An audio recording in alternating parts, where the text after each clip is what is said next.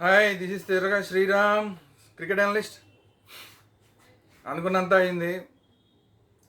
India second టెస్ట్లో ఓటమి పాలైంది. డే అండ్ నైట్ టెస్ట్లో ఆస్ట్రేలియాదే పైచేయి అయింది. పింక్ బాల్ ఆడడంలో మరోసారి ఇండియన్ టీం ఫెయిల్ అయింది. ముందు దీనికోసం ప్రాక్టీస్ కోసం మ్యాచ్ ఆడారు, ఆ మ్యాచ్లో గెలిచారు. ఆ మ్యాచ్లో గిల్ లాంటి వాళ్ళు, శుభ్మన్ గిల్ లాంటి వాళ్ళు స్కోర్లు చేశారు. సరే, బాగానే ఆడారు అనుకున్నా కూడా తీరా అసలు మ్యాచ్కి వచ్చేసరికి అందరూ చేతులు ఎత్తేశారు. ఎంత దారుణమైన పరిస్థితి అంటే, నితీష్ కుమార్ రెడ్డి రెండు ఇన్నింగ్స్లోనూ కూడా 40+42 తోటి హైయెస్ట్ స్కోరర్గా ఉన్నాడంటే అసలు మిగతా సీనియర్ ప్లేయర్స్ పరిస్థితి ఏంటి? ఎంత ఇబ్బందికరమైన పరిస్థితి. వీళ్ళందరూ సీనియర్లు, అందరూ కోహ్లీ ఉండి, రోహిత్ శర్మ ఉండి, శుభ్మన్ గిల్, అలాగే కేఎల్ రాహుల్, యశస్వి జైస్వాల్, పేర్లు చూస్తే పెద్ద పెద్ద పేర్లు ఉన్నాయి. కానీ లాస్ట్ మ్యాచ్లో సెంచరీ కొట్టిన జైస్వాల్ ఈసారి రెండు ఇన్నింగ్స్లోనూ ఫెయిల్ అవ్వడం. కేఎల్ రాహుల్ ఫస్ట్ ఇన్నింగ్స్లో కొంచెం పర్వాలేదురా, లైన్లో పడుతున్నాడు అనుకున్న కేఎల్ రాహుల్ రెండో ఇన్నింగ్స్లో చేతులెత్తేయడం. విరాట్ కోహ్లీ అయితే అసలు రెండు ఇన్నింగ్స్లోనూ చేతులెత్తేయడం. ఫస్ట్ ఇన్నింగ్స్లో ఫస్ట్ టెస్ట్లో సెంచరీ చేశాడు. అబ్బా, మళ్ళీ రిధంలోకి వచ్చేసాడు. చాలా రోజుల తర్వాత కోహ్లీ రిధంలోకి వచ్చేసాడు రా బాబు, ఇక మనకి పర్లేదు సేఫ్ అనుకున్న పరిస్థితుల్లో రెండు ఇన్నింగ్స్లోనూ కూడా కోహ్లీ చేతులు ఎత్తేయడం. రెండు ఇన్నింగ్స్లోనూ రోహిత్ శర్మ ఫస్ట్ టెస్ట్లో ఎడిదిరిగి లేడు, సెకండ్ టెస్ట్లో ఎంట్రీ ఇచ్చాడు. సరే, కొడుకు పుట్టిన పుత్రోత్సాహంతో బ్రహ్మాండంగా ఆడతాడేమో అని అందరూ ఎక్స్పెక్ట్ చేశారు. కానీ రెండు ఇన్నింగ్స్లోనూ కూడా చాలా చాలా తక్కువ స్కోర్కే రోహిత్ శర్మ అవుట్ అయిపోవడం. రిషబ్ పంత్ నిన్న ఆడిన ఆటకి ఇవాళ కంటిన్యూ చేయలేకపోవడం. ఇలా ఎలా చూసుకున్నా కూడా పింక్ బాల్ విషయంలో ఆ బౌన్స్, ఎక్స్ట్రా బౌన్స్ ఏదైతే వస్తుందో ఎక్స్ట్రా బౌన్స్కి చాలా ఇబ్బంది పడ్డారు మన వాళ్ళు. కానీ అట్ ది సేమ్ టైం వాళ్ళకి అలవాటు కాబట్టి వాళ్ళైతే ఇబ్బంది పడలేదు. మనమేమో ఆ ఎక్స్ట్రా బౌన్స్కి ఇబ్బంది పడిపోయాం. ఆ డెక్ని కిక్ చేసి వచ్చే ఎక్స్ట్రా బౌన్స్ అయ్యే బాల్ని ఆడడంలో ఫెయిల్ అయ్యాం. అలాగే ఇన్కటర్ బాల్ అవుట్ స్వింగ్ వేస్తూ సడన్గా ఇన్కటర్ వేస్తే అలాంటి బాల్స్కి ఈజీగా దొరికిపోయారు మన వాళ్ళు. ఎడ్జిలు ఇచ్చి కీపర్లు క్యాచ్ ఇచ్చి అది అవన్నీ కూడా ఓకే అనుకోండి. బట్ ఎక్కడా కూడా అంటే ఇంకా ఇప్పుడిప్పుడే టెస్టుల్లోకి వచ్చిన నితీష్ కుమార్ రెడ్డి రెండు ఇన్నింగ్స్లోనూ హైయెస్ట్ స్కోరర్గా ఉన్నాడంటే ఎంత దారుణంగా మన వాళ్ళు బ్యాటింగ్ చేశారు అనేది మనకు అర్థమవుతుంది. బౌలర్స్ని మనం ఏం తప్పు పట్టాల్సిన అవసరం లేదు. బౌలర్స్ అయితే బాగానే వేశారు. అంటే నితీష్ మన బూమ్రాకి మాత్రం బూమ్రా బ్రహ్మాండంగా వేసాడు. ఫస్ట్ ఇన్నింగ్స్లోనూ బ్రహ్మాండంగా వేసాడు. సెకండ్ ఇన్నింగ్స్లో అసలు వేయడానికి అవసరం పెద్దగా రాలా. అదే ఇద్దరికి మధ్య తేడా ఏంటి అంటే, ఒకటే తేడా ఏంటంటే, ఫస్ట్ ఇన్నింగ్స్లో ఆస్ట్రేలియావి ట్రావెల్స్ హెడ్ కొట్టిన సెంచరీ, అద్భుతమైన సెంచరీ. అలాగే లంబుషైన్ కొట్టిన ఏదైతే 50+ స్కోర్ ఉందో, ఈ రెండు కూడా వాళ్ళకి అడ్వాంటేజ్ వచ్చేసింది. ఒకసారి అసలు స్కోర్ కార్డు టకటక స్కోర్ కార్డు చూసేద్దాం. ఇండియా సెకండ్ ఇన్నింగ్స్ చూస్తే జైస్వాల్ 24కి అవుటు, కేఎల్ రాహుల్ 7కి అవుటు, గిల్లు 28కి అవుటు, విరాట్ కోహ్లీ 11కి అవుటు, రిషబ్ పంత్ 28కి అవుటు, రోహిత్ శర్మ 6కి out captain, Nitish Kumar Reddy 42 highest scorer, Harshit Rana 0, Jasprit Bumrah 2, Siraj 7. ఇది పరిస్థితి. వాళ్ళది ఫస్ట్ ఇన్నింగ్స్ మాత్రం ఆ తేడా ఎక్కడొచ్చింది అంటే, ఓన్లీ థింగ్ ఏంటంటే, లంబుషేన్ ఏదైతే 64 పరుగులు చేశాడో, ఈ 64 పరుగులు ట్రావెల్స్ హెడ్ కొట్టిన 140, ఈ 140 ప్లస్ 64 200 రన్స్. ఈ 200 రన్స్ మన కొంప ముంచినాయి. మిగతాదంతా కూడా వాళ్ళు మనం ఆల్మోస్ట్ ఒకేలాగా ఆడాం. ఎందుకంటే వాళ్ళలో కూడా పెద్దగా గొప్పగా ఆడింది ఎవరు లేరు. ఈ రెండు ఇన్నింగ్స్లు పక్కన పెట్టేస్తే కవాజా 13, మెక్స్విని 39, తర్వాత స్మిత్ ఏమో 2, Marsh 9, Carey 15, Cummins 12, Starc 18, Lyon 4, Boland 0. అంటే మిగతా వాళ్ళు ఎవరు సేమ్ అంతా మనలాగే ఉంది, కానీ ఓన్లీ థింగ్ ఏంటంటే అక్కడ ట్రావెస్ హెడ్ కొట్టిన 140 ఏదైతే ఉందో ఆ 140 ప్లస్ ఈ 64 లంబూషైన్ కొట్టిన 64 ఈ రెండు మన ఓటమికి కారణమైనవి.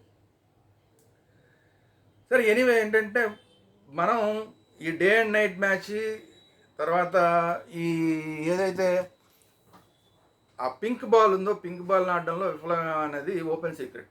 మరి దీని నుంచి రాబోయే రోజుల్లో అయినా మనం అలాంటిది పింక్ బాల్ టెస్ట్లు మనం కూడా ఇక్కడ ఎక్కువ ఆడుతుంటే ఇండియాలో మనం ఎక్కువ పింక్ బాల్ టెస్ట్లు ఆడం, అది సమస్య. దానివల్ల ఏంటంటే మనకు అలవాటు లేకపోవడం, పిచ్చులు కూడా మనకున్న పిచ్చులు వేరు, ఆస్ట్రేలియా పిచ్చులు వేరు. ఆ డెక్ మీద కిక్ చేసి ఎక్స్ట్రా బౌన్స్ ఏదైతే తీసుకొస్తున్నారో అది మనం తీసుకురావడంలో మనం విఫలమయ్యాం. అంత బౌన్స్ మన వాళ్ళు తీసుకురాలేదు. మన వాళ్ళు అంతసేపు అవుట్ స్వింగర్లు, ఇన్కట్టర్లు కూడా వేసింది తక్కువే. ఫస్ట్ ఇన్నింగ్స్లో అయితే అసలు ఇన్కట్టర్లు కనపడలేదు. యాక్చువల్గా సిరాజ్ ఎక్కువ ఇన్కట్టర్లు వేస్తాడు. మనం కూడా ఫస్ట్లో అనుకున్నాం, ఇంతకుముందు ఫస్ట్ స్టార్టింగ్లో మనం అనుకున్న మొదటి రోజు ఓపెనింగ్లో అనుకున్న రోజు కూడా ఇంకా ఇన్కటర్ వేయాలి, సిరాజ్ ఇన్కటర్ వేయాలి అని అనుకున్నాం. రెండో రోజు బాగా బౌలింగ్ వేసాడు, 4 వికెట్లు తీసాడు. At the same time Bumrah కూడా 4 వికెట్లు తీసాడు. సో నితీష్ కుమార్ రెడ్డికి 1 వికెట్ వచ్చింది, తర్వాత అశ్విన్కి 1 వికెట్ వచ్చింది. హర్షిత్ రాణాకి ఏ వికెట్ రాలేదు. సరే ఓకే, అయినా కూడా బాగా వేయలేదని అయితే చెప్పలేం, కానీ ఓకే.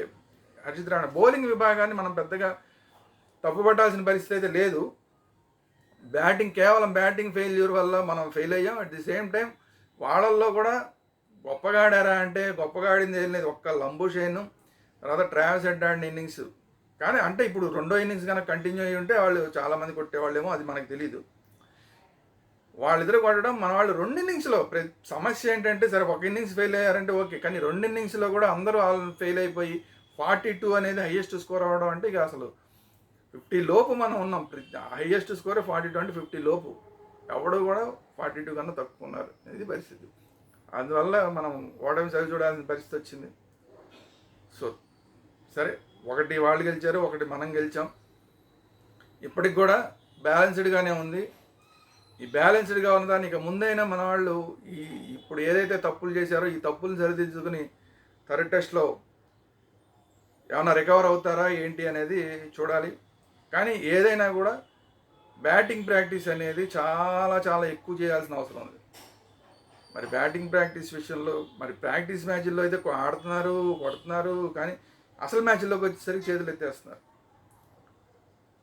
సో దీని మీద ఖచ్చితంగా మన వాళ్ళు స్టడీ చేయాలి. ఆ బౌన్స్ ఇంకా ఎక్కువ బౌన్స్ ఇచ్చే బౌలర్లు ఎవరైతే ఉంటారో అలాంటి వాళ్ళని అవసరమైతే ఆస్ట్రేలియన్ బౌలర్స్ ఎవరైతే ఆ బౌన్స్ ఎక్కువగా ఇచ్చే బౌలర్స్ ఉంటారో అలాంటి వాళ్ళని ప్రాక్టీస్లోకి తీసుకొని వాళ్ళతో ఆడి థర్డ్ టెస్ట్ కన్నా కూడా బ్యాటింగ్లో మన వాళ్ళు ప్రిపేర్ అయ్యి కనుక ఇంకా బాగా ప్రిపేర్ అయ్యి ఆ బౌన్సీ బాల్స్ ఆడడానికి. అంటే మన వాళ్ళు సమస్య ఎక్కడ వస్తుందంటే, ఇంకో సమస్య, మన వాళ్ళు ప్రతి బాల్ ఆడేస్తారు, వాళ్ళు పర్ఫెక్ట్గా టెస్ట్ క్రికెట్ ఎలా ఆడాలో అలా ఆడుతున్నారు. ఎక్కువ బాల్స్ వదిలేయడం, అలాగే ఆ పిచ్ల గురించి వాళ్ళకి తెలుసు కాబట్టి ఈవెన్ వికెట్ల మీదకి వచ్చే బాల్స్ కూడా కొన్ని లెవెల్అప్ చేసేస్తున్నారు వాళ్ళు. ఎందుకు? అది తెలుసు వాళ్ళకి ఏ హైట్ వస్తుందో. వికెట్ కన్నా ఎక్కువ హైట్ వస్తుంది అనుకున్న బాల్ని వికెట్ల మీద నుంచి వచ్చే బాల్స్ కూడా వాళ్ళు వదిలేస్తున్నారు. వాళ్ళకి అవగాహన ఉంది. మనకు ఆ అవగాహన లేక ఆ బాల్స్ని కూడా ఆడేస్తున్నాం. ఆ బాల్స్ని ఈ హైట్లో ఆడుతున్నాం. ఇక్కడ ఆడాల్సిన బాల్ని ఇక్కడ ఆడుతున్నాం. ఇక్కడ ఆడడం వల్ల క్యాచ్లు వెళ్ళిపోవడం, లేదంటే అవుట్ అయిపోవడం, రకరకాలుగా ఆ బాల్స్కి స్లిప్లో ఇచ్చేయడం, లేదంటే కీపర్కి క్యాచ్ ఇచ్చేయడం, స్లిప్లో ఇచ్చేయడం, లేదంటే ఫార్వర్డ్ షాట్ లెగ్లోకి ఇచ్చేయడం. ఇంకా దాన్ని ఇటు తిప్పి కొట్టడానికి అశ్విన్ చూడండి. ఈరోజు అశ్విన్ ఆడిన ఇన్నింగ్స్ చూస్తే 3-4 బాల్స్ వరుసగా కావాలని ఒకేలాగా వేసారు. వాళ్ళు తిప్పి కొడదామని ట్రై చేశాడు, మిస్. మళ్ళీ షార్ట్ బాల్, మళ్ళీ లెగ్ స్టంప్ మీద షార్ట్ బాల్, మళ్ళీ తిప్పి కొడదామని ట్రై చేశాడు, అంటే పుల్ షాట్ చేద్దామని ట్రై చేశాడు, మళ్ళీ మిస్. మళ్ళీ అదే ప్లేస్లో మళ్ళీ అదే బాల్ వేసాడు, మళ్ళీ కొడడానికి ట్రై చేసి కీపర్ క్యాచ్ ఇచ్చాడు. అంటే 2 సార్లు అలా ఛాన్స్ మిస్ అయినా కూడా, కీపర్ క్యాచ్ వెళ్ళే ఛాన్స్ మిస్ అయినా కూడా అదే అలాగా ఆడడానికి. అంటే మనలో ఉన్న వీక్నెస్ అది. ఆ వీక్నెస్ వాళ్ళకి లేదు. వాళ్ళు వెల్అప్ చేసేస్తున్నారు. ఏమాత్రం పైకి హైట్ వచ్చిన బాల్లలో ఇలా వెల్అప్ చేసుకుంటూ వెళ్ళిపోతున్నారు. లెగ్ సైడ్ వస్తే కనుక వదిలేస్తున్నారు. కానీ మన వాళ్ళు ప్రతి బాల్ ఆడాలన్న ఉత్సాహం. 2 బాల్స్ అలాగే ఆడాడు, అశ్విన్ మిస్ అయ్యాడు, 3వ బాల్ క్యాచ్ ఇచ్చాడు. ఆ 2 బాల్స్ కూడా క్యాచ్ అవ్వాల్సినవే. Just miss. అది కూడా మనకి రీప్లేలో చూపించాల్సిన పరిస్థితి. గ్లోకి తేలిందా ఏంటి అని చూపించాల్సిన పరిస్థితి. ఆ వీక్నెస్ని కనుక మనం తగ్గించుకుంటే, ప్రతి బాల్ ఆడాలన్న వీక్నెస్ని తగ్గించుకొని వెల్లప్ చేయాల్సిన బాల్స్ని వెల్లప్ చేయటం అనేది అలవాటు చేసుకుంటే టెస్ట్ మ్యాచ్ లాగా జరుగుతుంది. లేకపోతే ఇలాగే వన్డేలు T20లో కూడా, ఇప్పుడు T20లో కూడా 200+ కొడుతున్నాం మనం.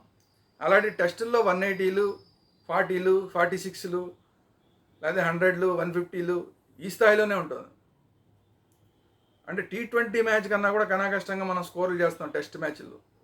అంటే ఎంత దారుణంగా మన బ్యాటింగ్ ఉందనేది అర్థం చేసుకోవచ్చు. దీని మీద వర్క్ చేయాల్సిన అవసరం ఉంది. గౌతమ్ గంభీర్ అలాగే మిగతా ఎవరైతే స్టాఫ్ ఉంటారో, ఆఫ్ ఫీల్డ్ స్టాఫ్ ఎవరైతే ఉంటారో వాళ్ళందరూ కూడా దీని మీద వర్కౌట్ చేయాలి. బాల్స్ని వెల్లప్ చేయడం అనేది ఒక అలవాటుగా మార్చుకోవాలి. ఈ మిగతా 3 టెస్టుల్లో కూడా out side the off stump పడిన బాల్ కానీ, లేదంటే కిక్ చేసిన బాల్, డెక్లు కిక్ చేసిన బాల్స్ కానీ, అలాంటివన్నీ కూడా వెల్లప్ చేయడం అనేది ఒక అలవాటుగా మార్చుకోకపోతే మాత్రం మిగతా 3 మ్యాచ్ల్లో కూడా ఇలాంటి రిజల్ట్స్ వచ్చే డేంజర్ అయితే ఉంది. ఇది ఈరోజు వీడియో. ఈ వీడియో కనుక మీకు నచ్చినట్టయితే లైక్ చేయండి, కామెంట్ చేయండి మీ అభిప్రాయాలని. ఈ వీడియోని అందరికీ షేర్ చేయండి. అట్ ది సేమ్ టైం మన 2 ఛానల్స్, వేదాంత ఛానల్ అలాగే క్రికెట్ వేదాంత ఛానల్లో ఓన్లీ క్రికెట్కి సంబంధించిన అంశాలు మాత్రమే వస్తుంటాయి, ఆ వీడియోలు వస్తుంటాయి. వేదాంత ఛానల్లో క్రికెట్తో పాటు పొలిటికల్ అలాగే సినిమాకి సంబంధించి అన్ని రకాల వీడియోలు వేదాంత ఛానల్లో వస్తుంటాయి. కాబట్టి క్రికెట్ వేదాంత ఛానల్ని రెండింటిని సబ్స్క్రైబ్ చేసుకోండి. Thank you very much.